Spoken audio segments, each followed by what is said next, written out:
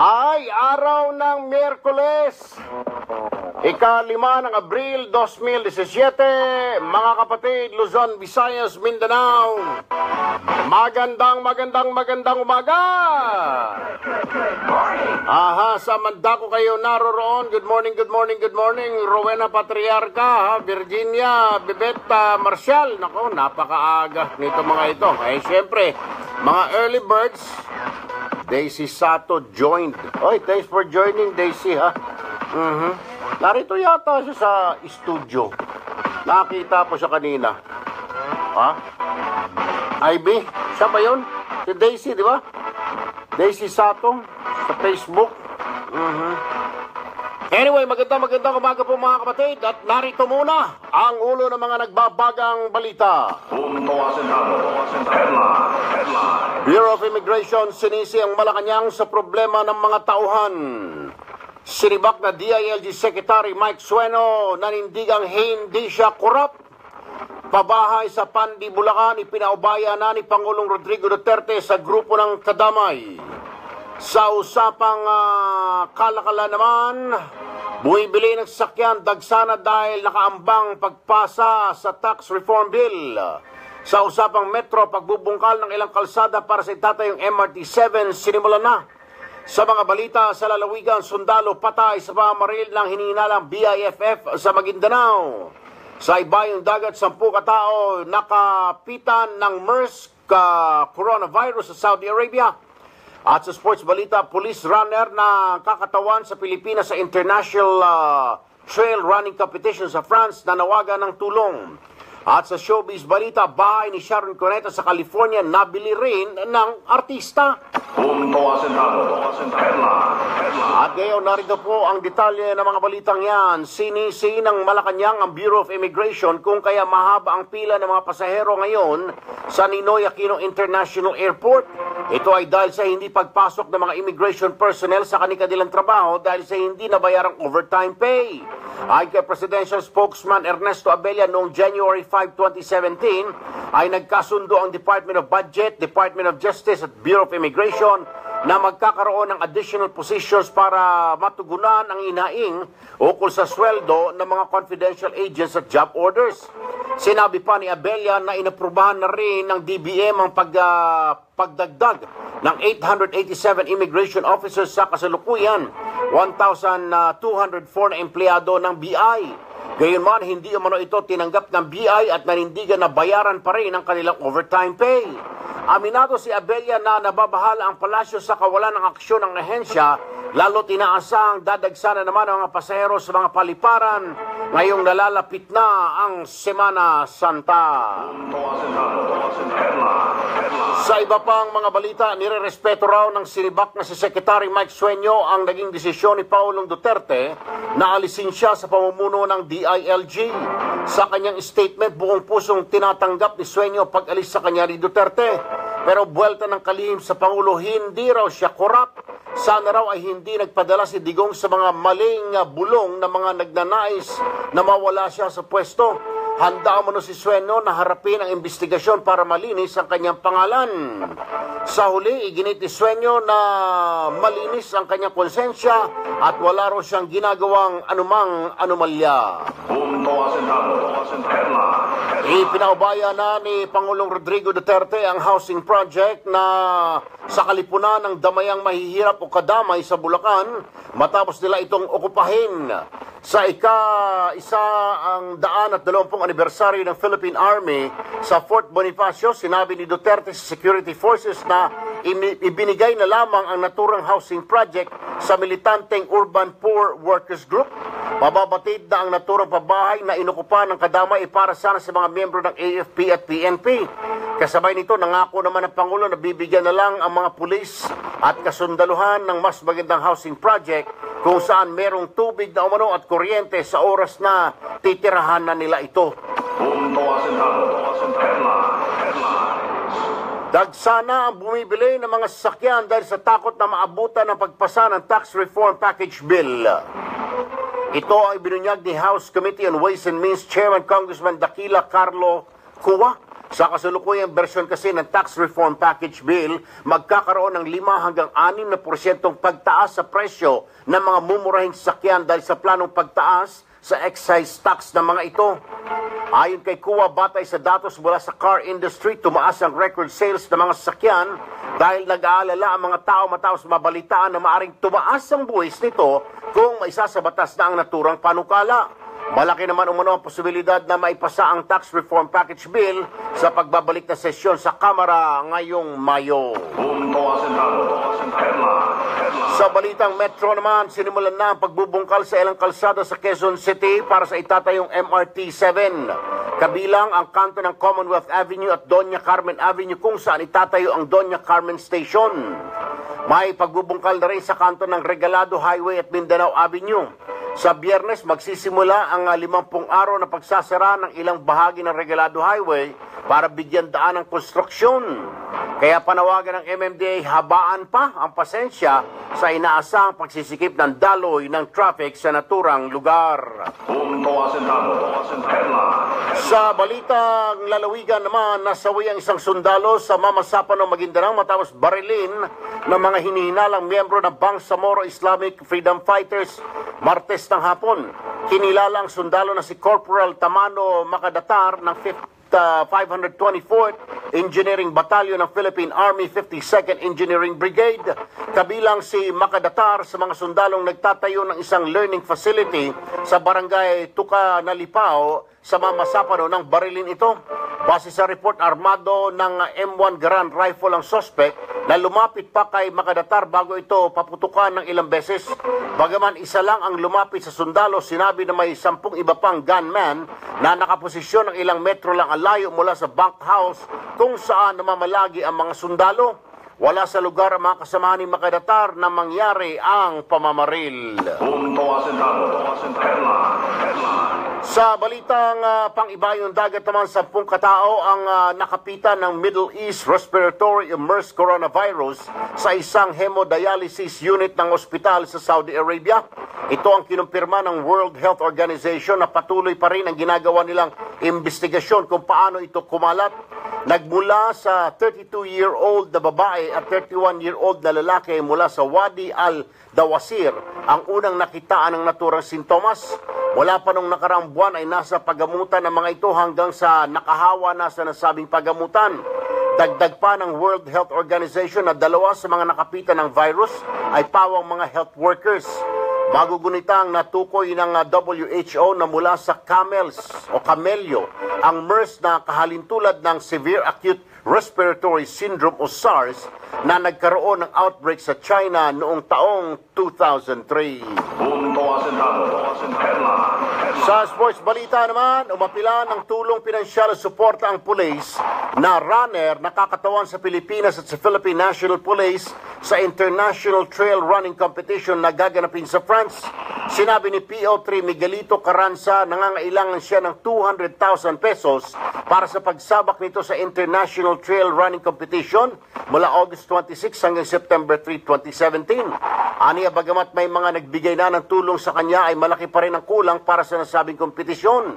Napag-alamang sa International Trail Running Competition, tatakbo sila ng 170 kilometers mula France patungo sa Italy, Switzerland at pabalik sa France. Si PO3 Carranza ay kalawang Cordilleran runner na makikibahagi sa kompetisyon pagkatapos sumabak ni Ronald Wangwang ng Bontoc Mountain Province noong nakaraang taon. Sa showbiz balita naman, nabili ng isang Hollywood actor ang bahay na pagmamayari ni Sharon Cuneta sa California. Sa kanyang social media account, sinabi ng megastar na nabili ni Allen Covert na kaibigan at kapwa-artista na si Adam Sandler. Nag-post pa si Sharon ng mga larawan ng kanyang bahay at kwarto kung saan inalala niya ang mga magagandang pangyayari. Si Covert ay lumabas sa ilang pelikula ni Sandler gaya ng 50 First Dates at iba pa. Noong 2015 ay inanunsyo na ibinebenta ng TV actress ang kanyang 6,610 square foot estate sa halagang $2.2 million. Alamin na po muna natin ang lagay ng ating mga lansangan sa mga oras na ito mula naman kay Charlie Nosares ng MMDA Metro Base. Charlie, good morning. Yes, good morning sa iyo, Kuya Aaron. Ganun din sa mga tagapakinig at tagapanood ng Radyo 5. At sa mga oras na ito, unahin nating baybay ng southbound ng EDSA na kung saan simula po dyan sa may 11th Jamboree. Mabagal na ang daloy ng traffic. Paakit ng Timog flyover, tuloy-tuloy yan dito sa may Buendia. Papasok naman ang Makati Business District. Northbound din ng EDSA, mabagal na rin ang daloy ng traffic sa may RB Harrison hanggang Tramo. At muling masusundan yan pagsapit ng Malibay. Mabagal na rin ang daloy ng mga sasakyan hanggang makarating na sa may Kalayaan Avenue. At sa muli ito makaranas ng pagbagal pagdating dito sa may bahagi naman ng Ortigas flyover hanggang makarating na sa may Service Road at U-turn plaza sa ilalim ng Santolan flyover. Samantala dumako naman tayo dito sa may C5 at Katipunan na magkabilang direksyon ng Katipunan. Mabilis naman ang daloy ng traffic. At pagdating sa northbound din sa southbound ng Libis, mabagal na rin ang daloy ng traffic sa flyover hanggang sa may Eastwood. At may katamtaman naman ang daloy ng traffic sa may Green Meadows hanggang J. Vargas. At pagsapit dito sa Lanosa, muling babagal po ang daloy ng mga sasakyan all the way to Market at papasok ng Global City. Southbound din ng C5, mabagal na rin ang daloy ng mga sasakyan sa may Pinagsama Village hanggang sa may intersection ng McKinley. At pagsapit naman dyan sa may C5 Green Meadows, muli tayo makakaranas ng katamtamang daloy ng mga sasakyan hanggang sa may approach ng Libis flyover. Ang Marcos Highway naman sa mga oras na ito ay may katamtaman din ang daloy ng traffic sa may Major Dizon na patungo ng Barangka. Tuloy-tuloy sa westbound lane ng Aurora Boulevard hanggang sa may intersection ng JP Rizal. Sa Commonwealth naman ang westbound lane na unti-unting bumabagal na rin ang daloy ng traffic sa may Techno Hub patungo naman ng Pilcoa hanggang makarating yan sa may Elliptical Road at Quezon Avenue at Agham intersection. Sa southern part naman ng Metro Manila, ang magkabilang direksyon po ng Mia Coastal, mabagal din ang daloy ng traffic. At pagdating sa northbound lane ng Rojas Boulevard, approaching Airport Road, may katamtaman din ang daloy ng mga sasakyan. At pagsapit dito sa may Baclaran Redemptorist po ang pinaka-choke point natin. At pagsapit dito sa may Libertad, muli tayo makakaranas ng mabagal na daloy ng traffic all the way to President Quirino Avenue. Ang kabilang direksyon naman ng Rojas Boulevard, unti-unting bumabagal din ang daloy ng traffic mula San Andres hanggang Buendia.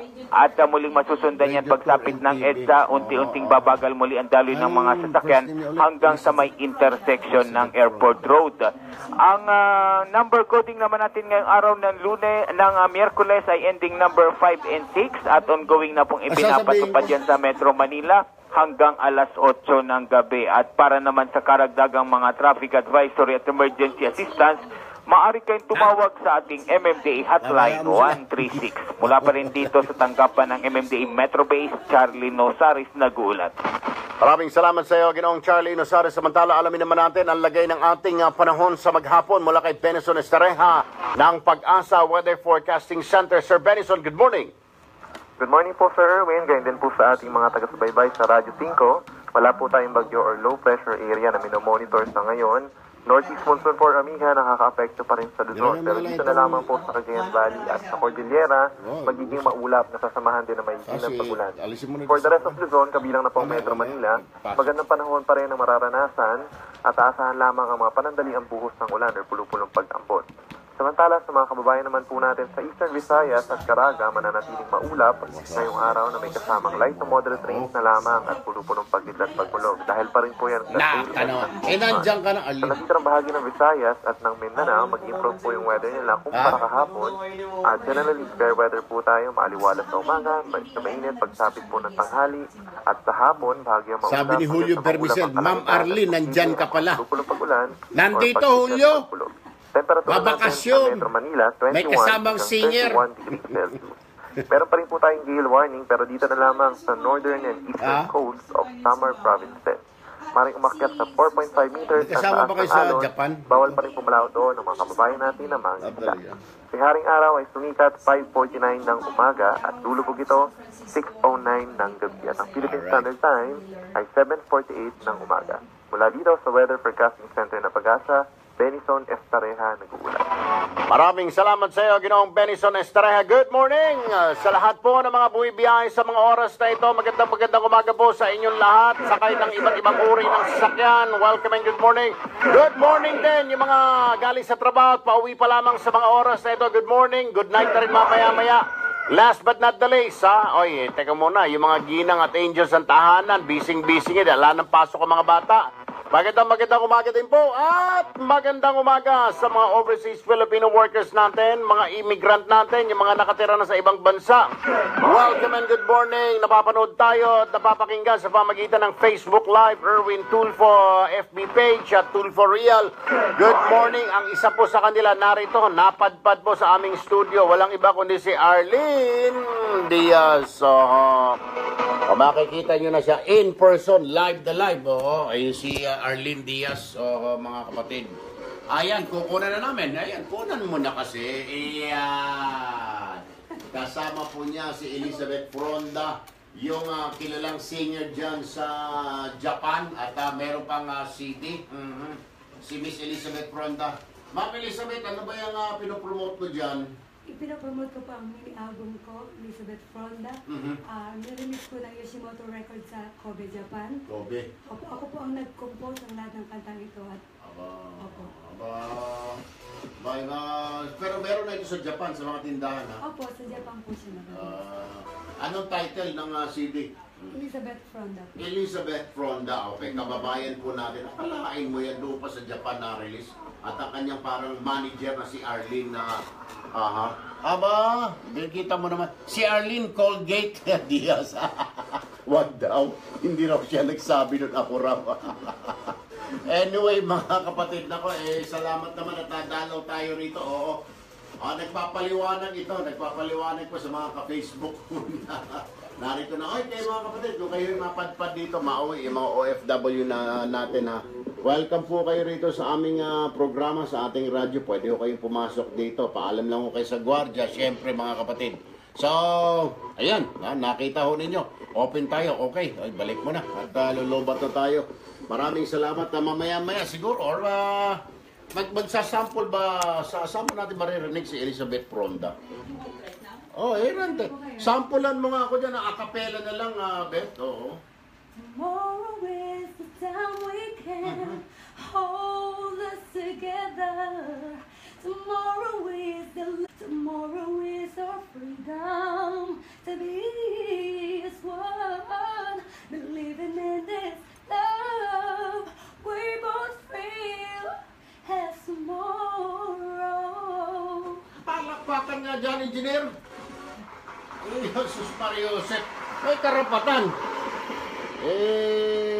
I bet, mabenta siguro yung CD ni Elizabeth. Napapaiyak yung mga Hapones dyan pag narinig yung musika ni Elizabeth. Ayan po, si Elizabeth Fronda, kababayan ho natin, na-release ang records. Wala pa niyan dito, ano? Wala pa po. Wala pa? Aba, maraming namimiss ng kababayan natin. Ibenta na yan dito, dalhin na dito, magpa-reproduce ka na dyan, ibenta sa mga music radio stores or music stores. At saka, may radio tour ka rin, radio TV tour. Alright, so napadaan ka na dito sa 92.3 FM, ha?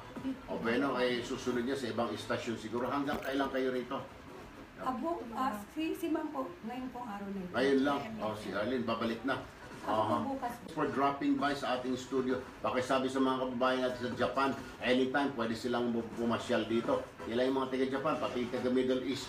Pwede ho kayo pumasyal dito at makipagkwentuhan at tuntahan sa atin anytime, ha?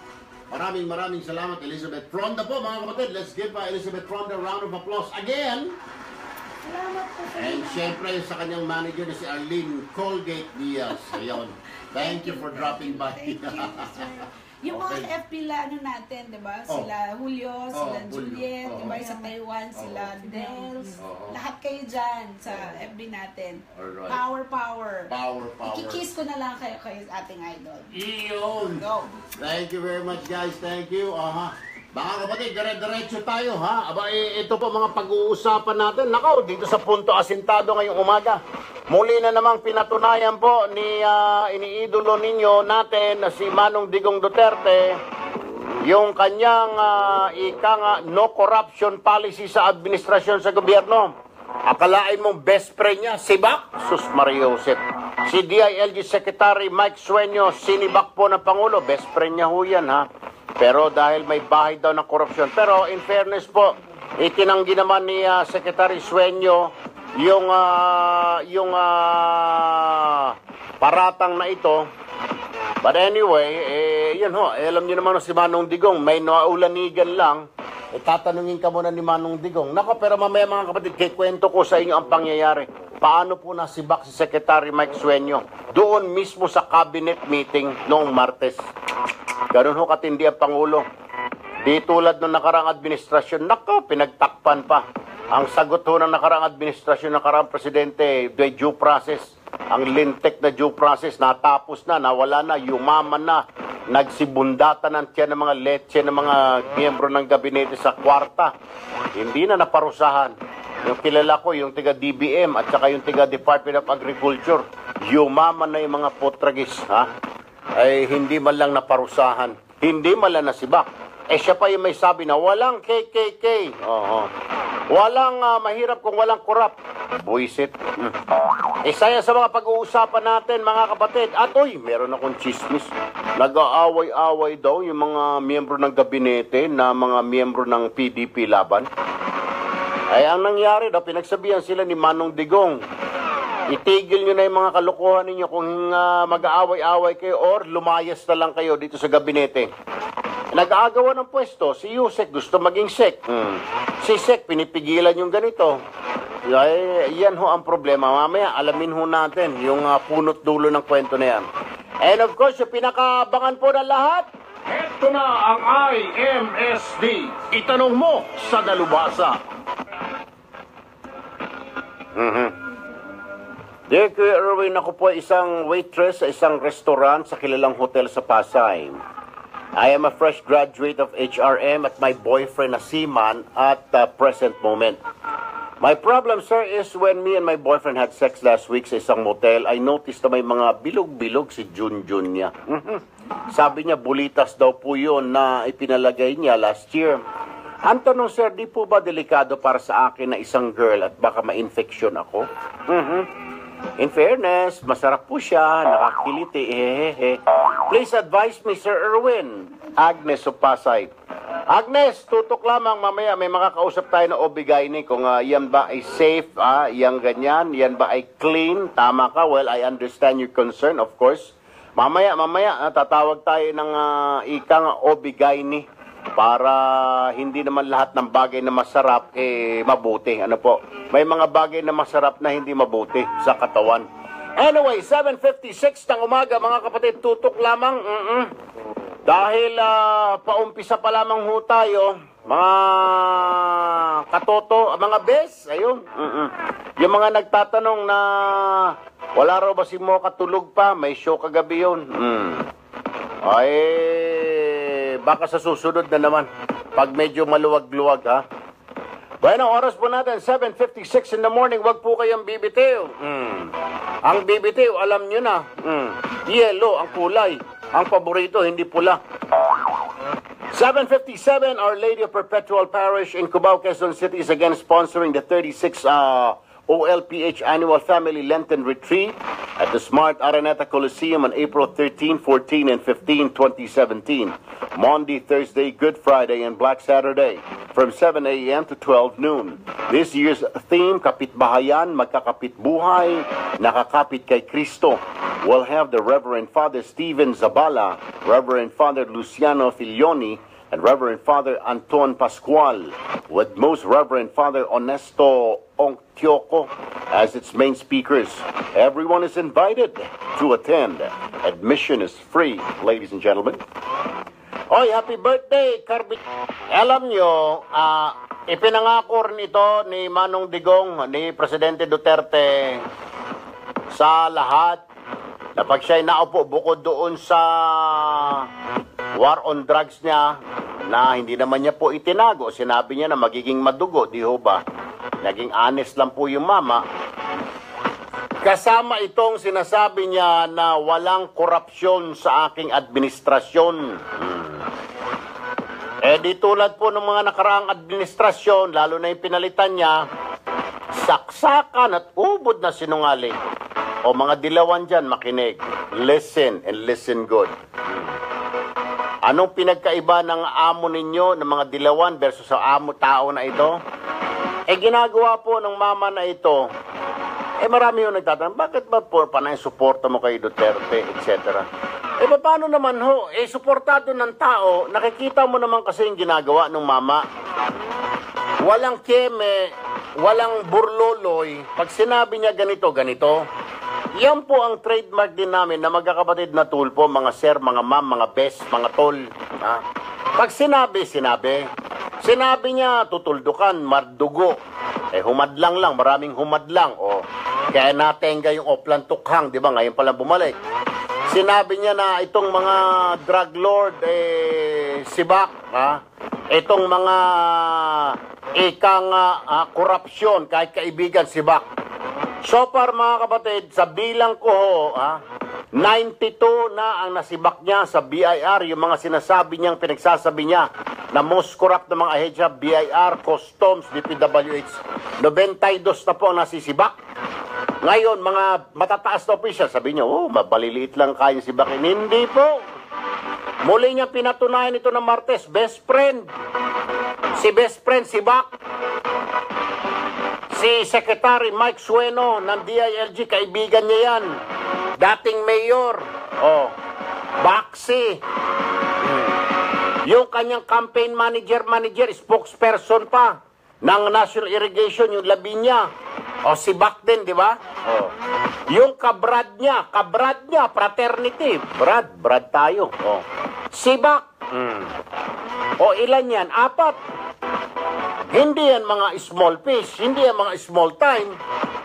Mga pag secretary ka, ano ba ang plate number yan? Makikita mo. Ang secretary, number 6 ang plate number pag miyembro ng gabinete.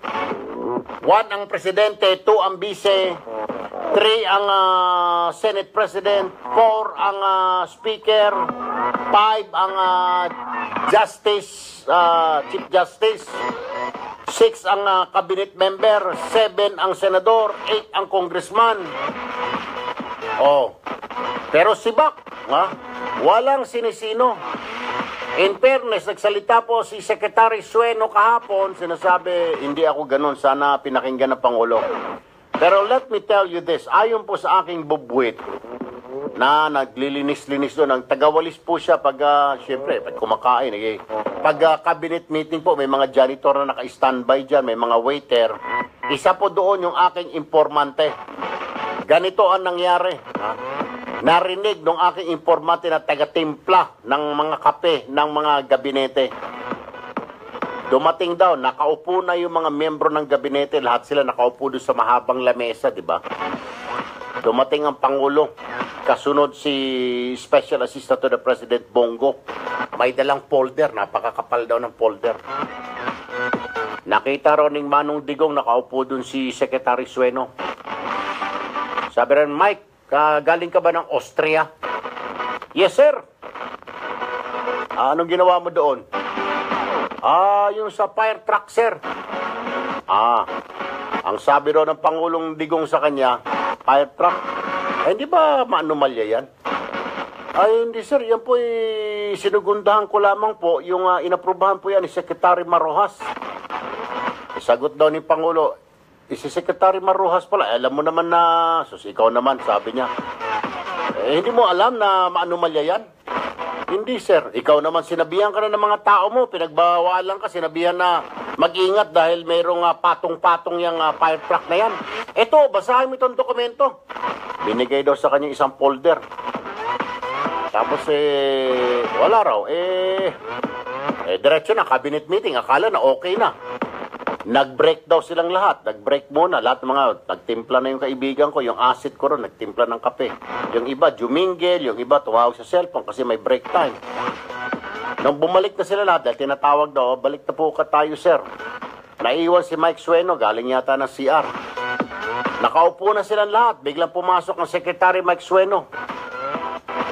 Ganito lang sinabi ng Pangulo sa kanya, Mike, ligpitin mo na yung gamit mo, umuwi ka na sa Davao. You are dismissed from this cabinet. Ginanon lang, mga kapatid. Nakatayo raw si Mike Sueno, nakatingin lahat ng mga miyembro ng gabinete sa kanya. Sabi, sir, pwede po ba mag-usap tayo pagkatapos po ng cabinet meeting? Quote-unquote, sabi ng Pangulo, quote-unquote, ha? Nilista ito ng informant ko na waiter, eh. Ni-record pa sa cellphone. Wag na, Mike. Magbubulahan lang tayo dyan, eh. Bubula-bulahin mo lang ako. Hindi na. Sabi niya, you are hereby dismissed from the cabinet service, from this cabinet. Good night. Inano ni Presidente? Alam niyo ba nangyari? Lahat ng mga miyembro ng gabinete, lahat sila, nakaganito raw. Parang pinagalitan ng teacher yung buong klase na tahimik. Tahimik. At ang sabi raw ni Manong Digong, paalala sa kanila, yung gustong sumunod dyan, sumunod na.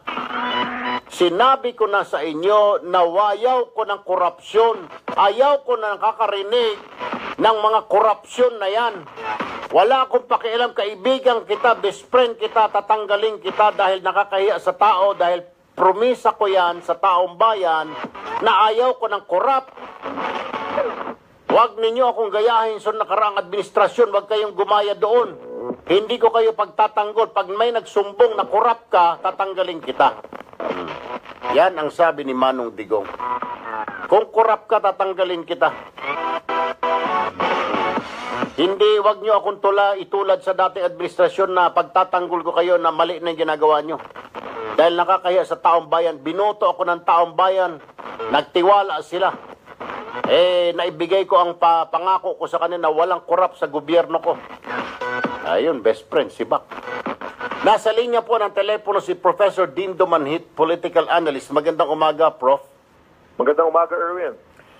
Sir, anong tingin nyo rito sa mga nangyayari ito? Parang pag nagsibak ang Pangulo, ganun-ganun na lang. Parang wala siyang pakialam. Best friend kita, campaign na manager kita dati, kabrad kita, mali ka, tanggal ka. Is this a pogi points for the President or is this, hindi kaya maubos ang kanyang mga kaibigan, yung mga malalapit sa kanya na pinagsisibak niya? Or this is sending a strong signal sa mga membro ng gabinete. Maganda rin ito dahil it's sending a strong signal sa lahat ng mga government officials natin na umayos kayo kung hindi sisibakin ko kayo. Maganda siyempre itong pinapakita ng ating Pangulo, no? Ang tawag nga natin is decisive leadership.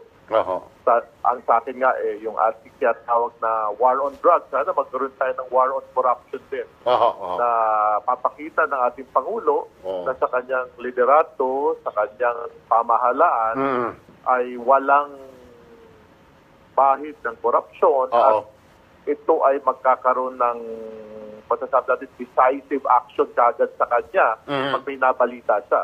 Kaya maganda itong napakita niyang ito. Nakita rin natin to sa isang malapit sa kanya.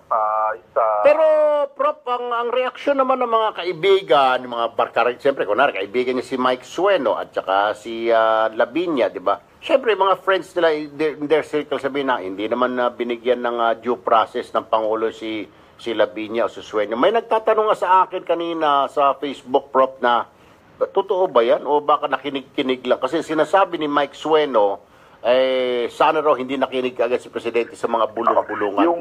Yung desisyon ng Pangulo dapat susundan to ng isang investigasyon na magpapakita na talaga bang may pananagutan sa Secretary Sueño o sa Secretary Lavinia. So hindi lang dapat tinatanggal kasi pag tinatanggal para namang nagkasala pero nakakatakas na dahil tinanggal. So maganda rin magbigyan ng investigasyon kasi ipapakita rin naman natin to kung wala naman palang puweba o ito'y naintriga lamang, makakaawa rin naman yung pagkatao at pangalan nito mga natatanggal na miyembro ng kabinete. What I heard, sir, is I think there are a lot of people at saka meron yatang file na ibinigay, pinag-aralan yata ng ni Presidente. Yang lalo na yan kay former Secretary Sueno na yung fire truck deal na yan. Noon pa naman, umaalingasaw na yan, sir. Nakaraang pang administrasyon kaya hindi matuloy-tuloy. Tinuloy daw ni Secretary Sueno. Binalaan na siya ng mga USEC niya. Pero kung may mga pero kailangan pa rin natin panagutan sila at hindi lamang pagtanggal sa pwesto. Right. Kasi nandiyan meron tayong proseso ng batas at ang pinakamaganda nga, sa pagtuturo namin, ginagamit namin yung word na institutionalization of good governance. Hindi lang sa pagtanggal sa pwesto, kasuhan at panagutin ang mga nagkakasala. Alright. Prof, maiba tayo. Pero actually, related pa rin ito eh. Alam nyo ba na yung mga USEC dyan sa DILG si Mike Sueno pala ay PDP laban. Yung mga USEC niya ay PDP laban din. According to my source information, at this point daw, at this time, nag-aaway-away daw, there is infighting within the PDP laban, jockeying for positions. Ito ho ba'y makaka-apekto sa Pangulo? Pero hindi naman po talaga siya ever since na PDP, di ba? Parang inadapt lang siya ng PDP. So, ito yung mga away-away na ito ng mga miyembro ng gabinete ng mga makasapi sa PDP. Makaka-apekto ba ito sa administrasyon ni Manong Digong? Palagi ko nababanggit kay Erwin na ang pamamahala ay iba sa politika ng partido at dapat hindi ito maka-apekto. No? Pero minsan nandiyan yung human nature eh. Ay kami ngayon na makapangyarihan, partido namin ang nanalo. So sana naman, makita ng mga membro ng PDP laban, mga suporte sa ating Pangulo, na ang inahalal ng tao ay si President Duterte dahil sa kanyang pangako na papaguhin ang politika, ang pamamahala sa ating bayan. At ito'y nauugat sa discontent at frustration ng ating kababayan politika eh. So kung magpapakita sila ng ganyan, hindi maganda to sa pamahalaang Duterte at maka-apekto pa sa imahe ng ating Pangulo. So sana hinay-hinay lang sila kasi at the end of the day, ang eleksyon ay 2 years down the line pa, may panahon ng eleksyon, may panahon ng partido, ngayon ay pamamahala. Right. Alright, Professor Dindo Manhit, political analyst. Maraming salamat, Prof. Magandang umaga, mabuhay po kayo. Maraming salamat. Nakalimutan niya na, engineer. Ihanda mo yung salita, mga salita hango sa unang aklat ni Duterte yung tungkol sa korupsyon. Kuhan yun versikulo 2, talata 3 hanggang 9. Basa. Baka nakakalimutan na ng mga membro ng gabinete. Paalala lang natin, sa unang aklat ni Duterte, versikulo 2, talata 3 hanggang 9. Basa. Ako, nawala. Hanapin, may kailangan nagre-research ka dyan. Yung tungkol sa korupsyon. Nawala. Napunit siguro. Baka ginamit na pang puna sa wet packs ng isang engineer natin, Engineer Marix Cortes, yung isang pahina niyan. Ayan, yan. Talata at baba mo dyan. Hindi, yun. Kuya, yung sa taas mo na konti. Isa pa. Yan. Talata 3 hanggang 9. Basa. Ako is to take care of the Filipino, period.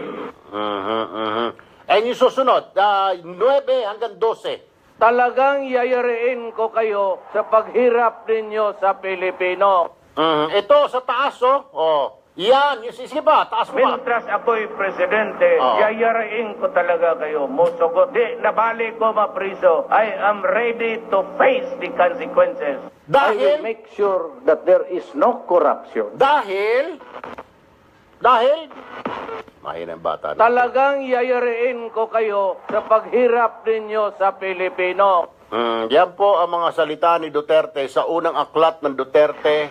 Simula po sa versikulo 2, talata 3 hanggang 9, 12 hanggang 14, pompiang sa 8. Yan po, nakakalimutan yata ng mga miyembro ng gabinete yan. Kailangan bigyan ko kayo ng libro yung mga aklat ni Duterte. Una at saka ikalawang aklat ng Duterte. Kailangan maliwanagan kayo ha? Kailangan mabigyan kayo. Ang tawag nga doon? Kailangan mapaliwanagan kayo. Ha? Kailangan may fellowship tayo. May book reading tayo ng mga aklat ni Duterte. Ha? Kung merong mga prayer meeting, dapat kayo ay meron ding mga ganon. Ang ibabasa sa inyo mga aklat ni Duterte, para umayos kayo. Kasi kung hindi, nakakalimutan ninyo. Mario Joseph naman. Ano ba namang siste yan? Hindi kayo inelect dyan, inappoint dyan, para magnakaw. Diba? Sinabi na nga Pangulo yan, Engineer, Sa ikalawang aklat ni Duterte, hindi na dyan, baba mo na. Sige pa. Dyan. Sa ikalawang aklat ni Duterte, versikulo na 22 hanggang 30. Basa. Pero mientras ako'y presidente, corruption will stop. Dahil Gold in advance. I returned it. He does not want to accept it. What? Now, who would believe me if I talk about corruption, then I will erode it? kailangan siguro mag-imprenta ako ng maraming libro, aklat ni Duterte. Parang yung mga Biblia pinamimigay ng pinamimigay ng mga pastor, mga misyonero, kakatok sa bahay. Kailangan magpagawa ako nito. I-compile mo nga lahat, engineer, at ipaprint ko ito. Mga hango mula sa aklat ni una at ikalawang aklat ni Duterte. Mga salita ni Duterte. Magpa-imprenta tayo. Siguro bebenta ito. Oh, pisahan mo. Una at simula nung kampanya, i-compile na natin lahat ng mga sinabi ni Duterte. Parang Biblia. Ito yung susundan ng mga miyembro ng gabinete. Para pag nakalimot sila, sasabihin ko na lang, oy, sekretary, basahin mo yan sa ikalawang aklat, nakapaloobin sa ikalawang aklat, chapter 4, verses 9 to 27. Ang nakasabi, basa. Yan. Talagang yayariin ko kayo sa paghirap ninyo sa Pilipino. Iyan. At kita, sa kabila, hindi, baba. Iyan, ito naman, sa unang aklat ni Duterte, chapter 15, verses 12 to 13. Love one another. Then in God's name, let us not hate each other too much. Amen. Alas 8:24. Malinaw. Ha? Malinaw, nakalagay. Malinaw yan, nakalagay sa aklat na una at ikalawang aklat ni Duterte. Bakit hindi ninyo masunod? Meron po tayong yung parang gabay sa ating mga ikang spirituality. Nandyan po yung Biblia.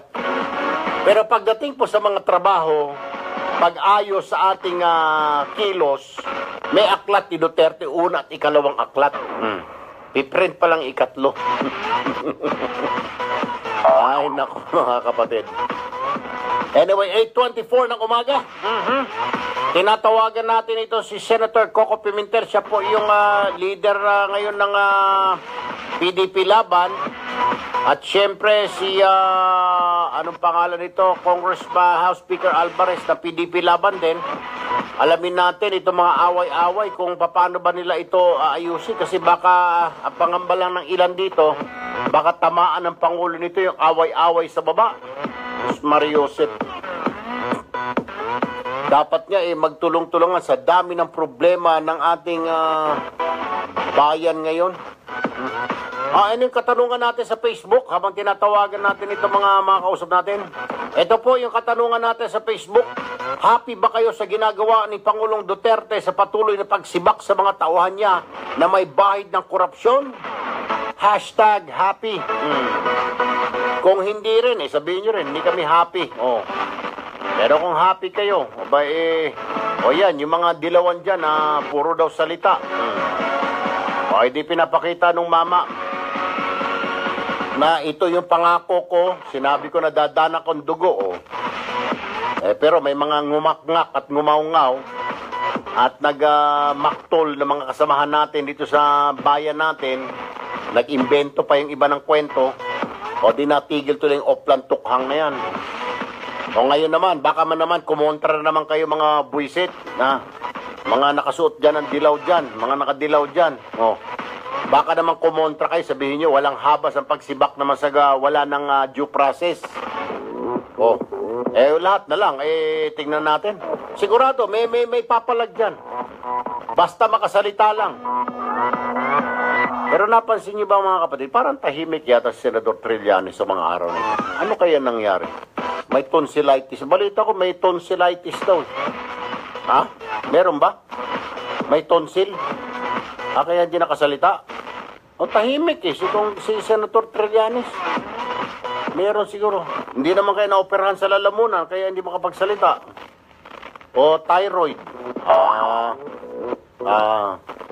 Sinagot niya kahapon, magaling na. Kasi ng mga nagdaang araw, medyo tahimik siya. Ngayon, sumagot na pala siya. Ayun. Pasensya na. Disbursement Acceleration Program, ayun. Ayan, yan yung sinasabi ko.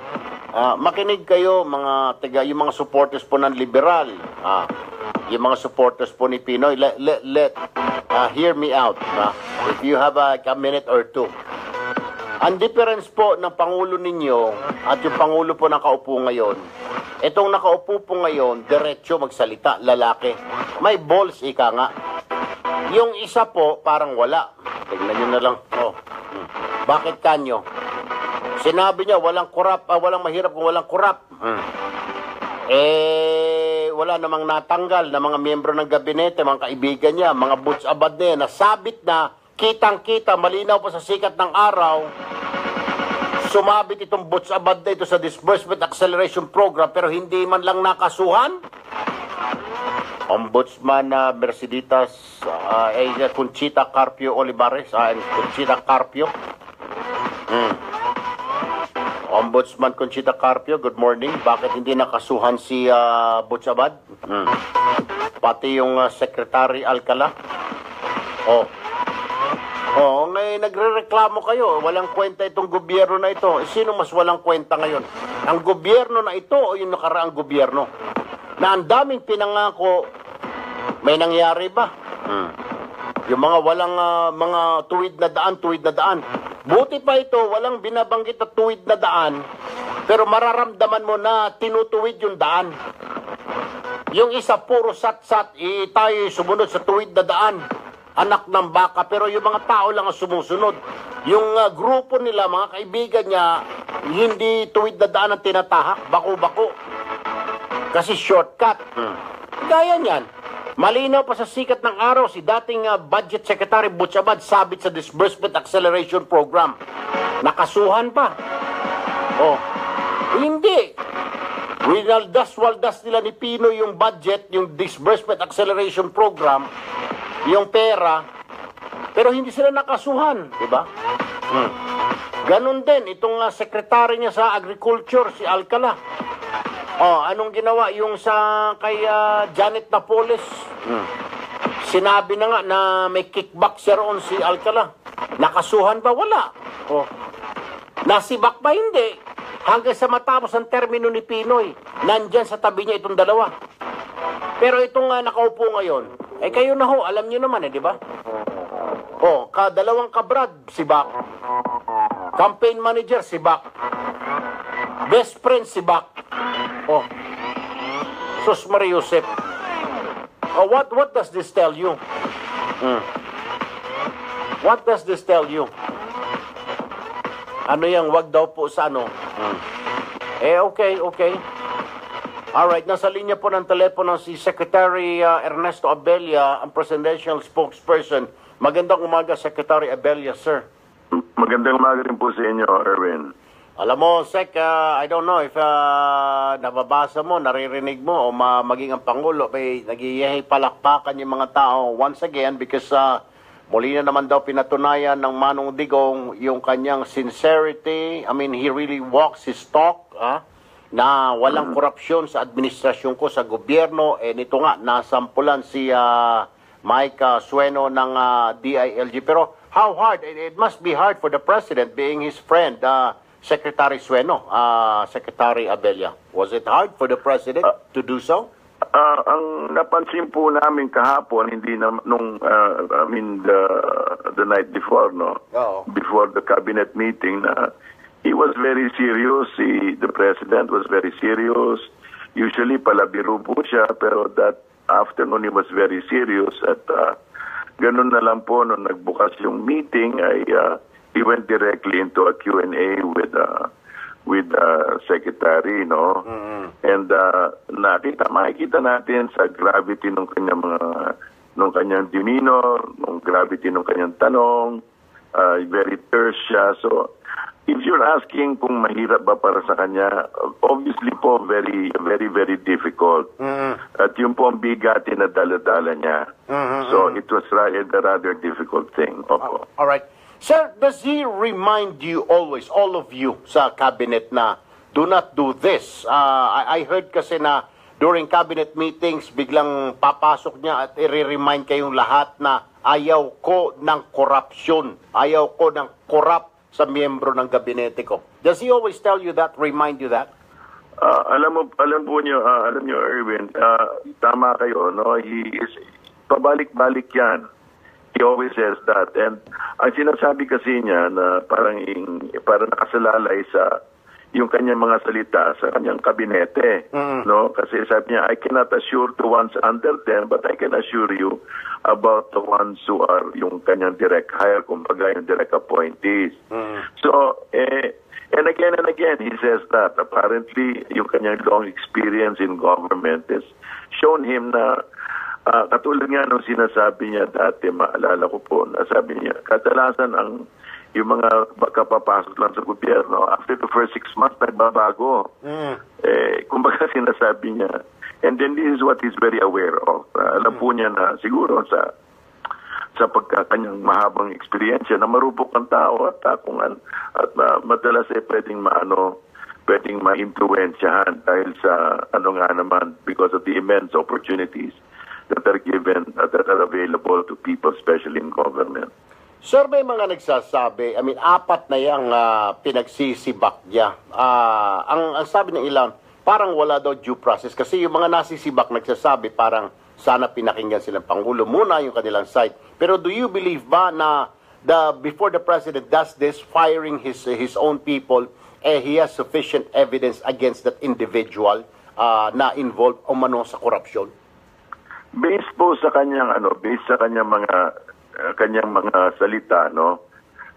He lalo na pag ina-address niya certain specific situations.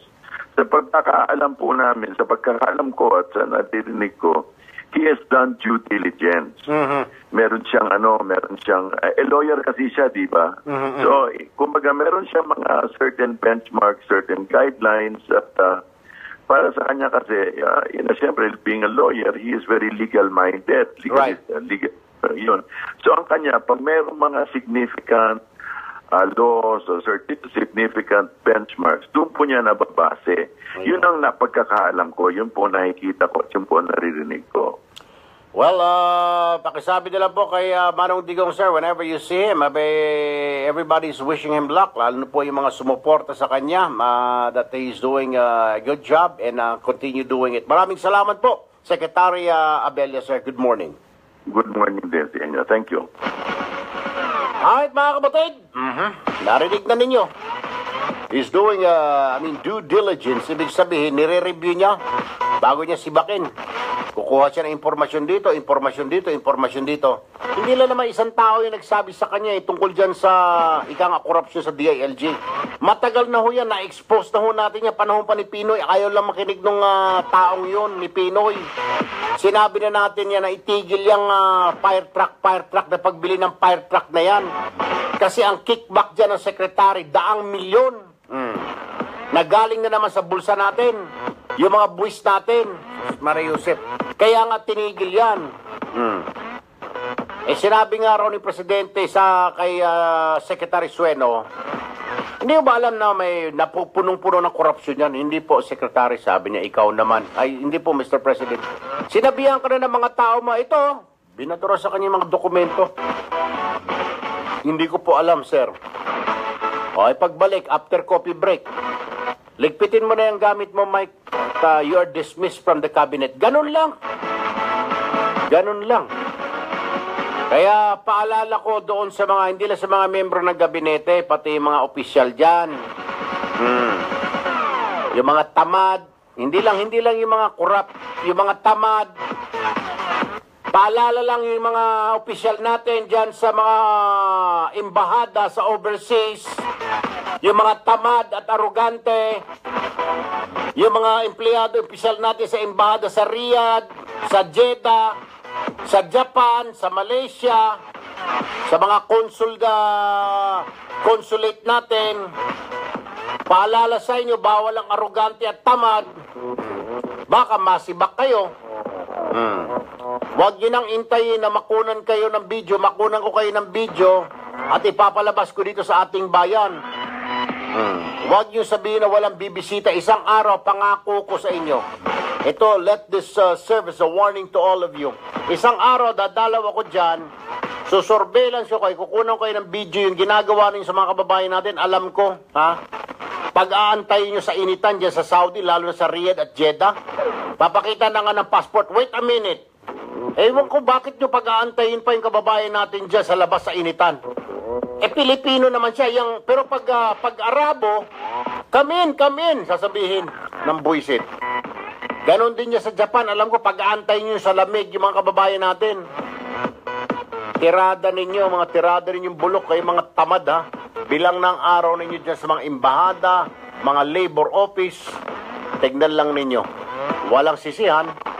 8:48 ng umaga, nasa linya po ng aming telepono, ang aming suki at kaibigan, Doktora Flor Yabut Perea, OB-GYN. Magandang umaga, Doktora. Magandang umaga naman sa iyo, Erwin. Nako, nice to hear from you, Doktora. Once in a while. Pero anyway, medyo itong sulat ko ngayon, Doktora, ay may medical, may tungkol sa about medicine ito, Doktora. May problem. Anyway, maganda yan dahil nakakakita rin naman ako.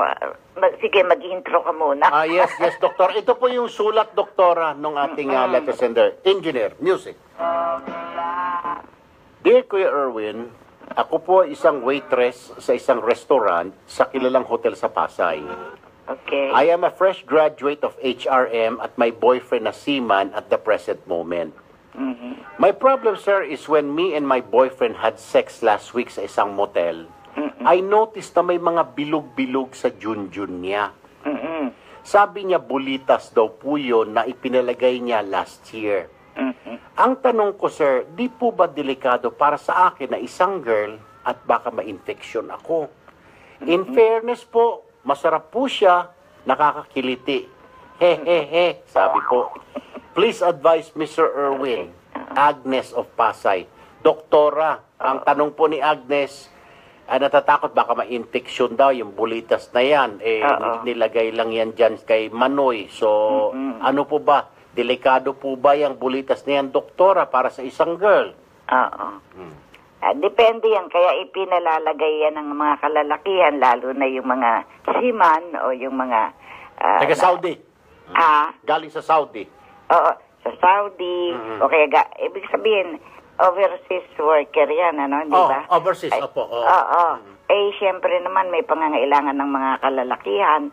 Ang mga nakukuha nila, iba naman ang construction ng katawan ng mga babae dyan. Sa mga foreigner. Mga foreigner, siyempre iba naman ang Pilipina, talagang hindi naman kaya nga hindi pa gas masyado, hindi pa maski baka mga dalaga talagang ang mga foreigner ay iba ang construction ng kanilang ang mga foreigner daw parang drum lang. Ang mga Pilipina parang mga, alam mo na, Doktora, parang butas na ng teleskopyo. Yun. Napakahirap kasi yung mga topics natin dahil ang hirap, kung i-Englishin ko lang, madali, no? Mahirap talaga, Doktora, kasi dami nakabantay sa atin. May legal department, MTRC. Yung mga pagkakataong ganito sa kapanahunan sa ngayon, meron yan, no? Pero nung una, wala yan. Ngayon, kaya naman ako nakakita na rin yan dahil doktor din si Dr. Perea, yung husband kong... ano sabi niyo, si doktor meron din? Laki. Kasi gustong ipatanggal dahil meron ng... Paano? May mga nagtatanong, Doktor, paano raw mailalagay ba yan? Kasi parang wala nakakasagot sa akin. May mga nagtatanong na kababaihan din sa Facebook. Paano raw nailalagay ba yan, Doktor? Meron silang tool na para pag naglalagay ka ng may butas-butas, yung parang sa hikaw. Yung hikaw, hindi ba sinasabit? So tapos itatahiin yung mga gilid yun. Hindi tatahi, ibabaluktot lang yun. Ibabaluktot yun doon sa ginawang butas. Parang butas ng tenga, maliit lang yun. Ganon yung nakikitang iba na nakita ko na inalisan ng husband ko ng ganyan dahil nagkaroon ng infection. Pero medyo alantay oras, Doktora. Is it really bad for a woman na pag yung si partner may mga ganyan, Doktora, baka ma-infection nga? talaga kailangan linisin. Isa yun, ano? Kasi pag umihi, hindi naman nalilinis yan, no? O, kailangan yung ginamit ay yung hindi kinakapitan ng bakterya. Kasi ang usually nakikita ay yung parang kristal, yung parang sa chandelier. Chandelier. Oo. Parang nakikinikita ko na. Yung parang hotdog na mga chandelier, may mga bilog-bilog. Mga bilog-bilog. Tapos, hindi ba, alam mo naman yung kung ano yung lalagyan na lugar, yung malambot na parte. So, ngayon, iyon, o kaya naman, kung galing sa Saudi, yung mga silver or parang gold, nila, no? Ganon. Yung mga metal, madaling kapitan ng bakterya. Yun namang, yung mga kristal, ay nalilinis agad, lalo na kung gumagamit ng antiseptiko bago gamitin ang Pero kung kayo ang tatanungin, doktora, wag na. Hindi naman kailangan. Wag. Hindi tama kasi ngayon yung mga babae pumapayag dahil sanay na sila. Sanay na. Nagugustuhan na nila. So may mga nagsasabi ba sa iyo ng mga pasyente mo, doktora, na masarap yan, ganyan, pag may mga... Ayaw. Ayaw, maski na yung yung mga miskin na nanganak na ng 2-3 beses. Ayaw. Yung mga ayaw nila, galit na galit pag nakita nung mga Pero, may narinig ka na rin ba, doktor? Kasi may narinig ako yung pilik mata raw ng kambing. Ayun, may narinig ka na ba na okay ba yun o hindi okay yun, dok? Lahat na yan, basta makakapitan ng bakterya. Magkaka-infection ng babae, magkaka-UTI. At saka, pag magkakaroon yun ng scar, dahil nakakayo din, Kulong hindi pa sanay, magkakaroon ng abrasion, ang tawag doon, yung para bagang kinamot mo, tapos nagkaroon ng sugat na hindi naman, kuminsan malalim. Paano ko sabihin ni Boy, sabihin baka ma-infection ako, sabihin ni Boy, hindi ba nagbe-betadine ka na, sweetheart? Hindi yun, dahil ang nangyayari dyan, napapasok doon sa mismong cervical portion. Yung papunta ro sa uterus, hindi lang naman doon sa vaginal vault, kundi lang naman doon sa butas ng yung mahaba-habang tubo rin yun. Tapos, ang tutumbukin doon yung cervix. Siguro yung gumagamit yung mga bulita sa dok, hindi umaabot doon sa mahabang tubo. Oo, talaga sa totoo lang talagang may kakulangan. Yung yun ba namang iba, for greater pleasure dahil nga doon sa mga foreigner na babae, hindi naman sila katulad ng sa Pilipina. Sa wife o sa Ngayon, kung maliliit lang naman ang inilalagay sa nabilang pangkiliti, mag-hygiene lang sila kasi sa babae, gusto rin naman nila. Diba? Meron babae na gusto yun na kaya lang pag na-infection na, syempre foreign body yan Nako. O, diba? Pag na-infection na yun. Yan delikado, mga nagkakanana ka dyan kung ano-ano sakit. Naku, pagka nakita mo na maga, sasabihin mong, Disko, ba't pa ginawa ito doon sa asawa, diba? So, ang advice mo, doktora, no more, wag na lang doon sa mga kalalakihan. Wag na lang. Ngayon, doon sa mga sinasabi mo nga na okay naman, pero hanggang kailan? Ayun. Yun, dahil pag na-infection ka na... So, kahit yung mga hindi naman talagang ini-implant, gano'ng abulitas, yung mga pilik matalandok na sinusuot lang, hindi na rin advisable. Sa babae, sa lalaki, walang problema yan no? Sa babae, kasi sabi ng ilang lalaki, nakakiliti para nakikiliti yung kanilang kapartner, pero hindi advisable yun, doktora. Kasi kung malambot, at pangiliti lang, ay mag-hygiene muna. Mag-antiseptic. Ang iba na lang ang gamitin, yung mga namumutawing dila na lang, yung mga... Yun naman yung natural sa mag-asawa Ay, natural ba yun? Akalain mo yan, hindi ko alam yun. Lahat na yan, natural naman yung mga kung ano-anong position. Ikaw ba, doktora? Hindi lang masasaktan. Hindi lang itutuwad at hahampasin, mga ganon. Mga inano na yun. Bakit mo naman hahampasin, doktora? Aba, meron ganun. Hinahampas si Manoy? Ay, masakit yun, doktora. Hindi, at saka yung babae, may whip.